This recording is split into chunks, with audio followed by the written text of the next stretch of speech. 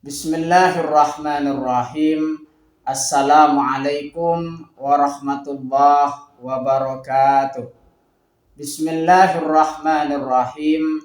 Bersyukur kepada Allah dengan mengucapkan Alhamdulillahirabbil alamin. Bersolawat kepada Rasulullah dengan mengucapkan Allahumma sholli ala Sayyidina Muhammad wa ala ali Sayyidina Muhammad. Alhamdulillahirabbil alamin.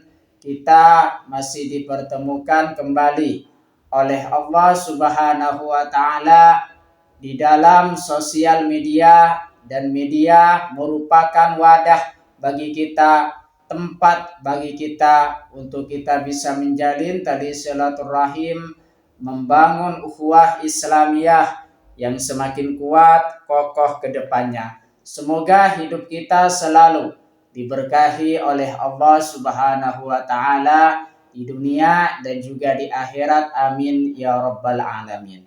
Para sahabat-sahabat saya yang saya hormati, yang saya juga ta'zimi, pada kesempatan kali ini topik yang akan saya bahas yaitu hikmah dan manfaat berdoa kepada Allah Subhanahu wa taala nomor 2. Jadi hikmah dan manfaat berdoa kepada Allah Subhanahu wa taala nomor 2 yaitu perlindungan dari kejahatan.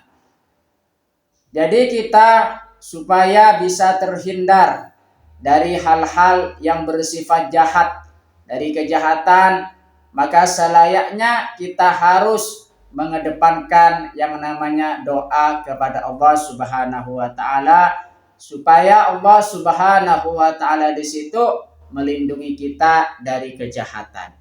Makanya di situ kita harus berdoa kepada Allah Subhanahu wa taala supaya Allah Subhanahu wa taala melindungi kita dari kejahatan.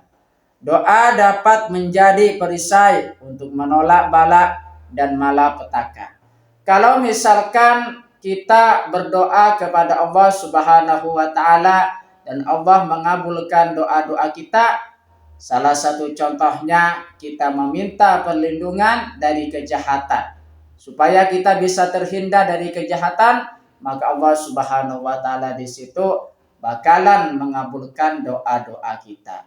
Jikalau Allah Subhanahu wa taala sudah ingin berkehendak mengabulkan doa supaya kita bisa terhindar dari kejahatan, maka tidak ada satupun makhluk siapapun yang bisa menghalangi kehendak Allah Subhanahu wa taala untuk menyelamatkan diri kita, untuk melindungi diri kita dari kejahatan. Makanya di situ kita senantiasa harus selalu mengedepankan doa kepada Allah Subhanahu wa taala, melindungi dari keburukan yang tidak diketahui. Jadi apa-apa di situ kadang kita bisa mengetahui terhadap keburukan-keburukan. Kadang kita tidak bisa menduga datangnya keburukan-keburukan itu yang menghampiri kita. Makanya senantiasa kita berdoa supaya kita bisa dilindungi oleh Allah Subhanahu wa taala dari berbagai macam kejahatan dan juga keburukan yang belum kita ketahui dan juga yang sudah kita ketahui. Terima kasih saya sampaikan kepada kalian semua yang sudah berpartisipasi di dalam channel saya. Semoga bisa bermanfaat buat kita semua dan menjadi perantara kita semakin dekat kepada Allah Subhanahu wa taala, dekat juga pada para rasulnya. Terima kasih. Sebelum saya tutup, mari kita kirim Fatihah dulu kepada baginda Rasulullah sallallahu alaihi wasallam, ila hadratin Nabil Mustafa Muhammadin sallallahu alaihi wasallam wa ala alihi wa ashabihi wa azwajihi wa dzurriyyatihi wa ahli baitihi wa liman dakhala fi baiti ajmain. Kullu syai'in lillahi lahumul Fatihah. A'udzu billahi minasyaitonir rajim. Bismillahirrahmanirrahim. Alhamdulillahirabbil alamin arrahmanir rahim maliki yaumiddin. Iyyaka na'budu wa iyyaka nasta'in. Ihdinas siratal mustaqim. Siratal ladzina an'amta 'alaihim ghairil maghdubi 'alaihim waladdallin. Fatihah yang selanjutnya mari kita ngirim Fatihah kepada kedua orang tua kita semuanya, guru-guru kita semuanya, kaum muslimin muslimat, mukminin mukminat semoga diteguhkan Islam dan juga iman kita oleh Allah Subhanahu wa taala, dan kita semakin dekat kepada Allah Subhanahu wa taala, dekat juga kepada para rasulnya, dan semoga dipermudah urusan kita oleh Allah Subhanahu wa taala. Amin ya rabbal alamin. Al-Fatihah.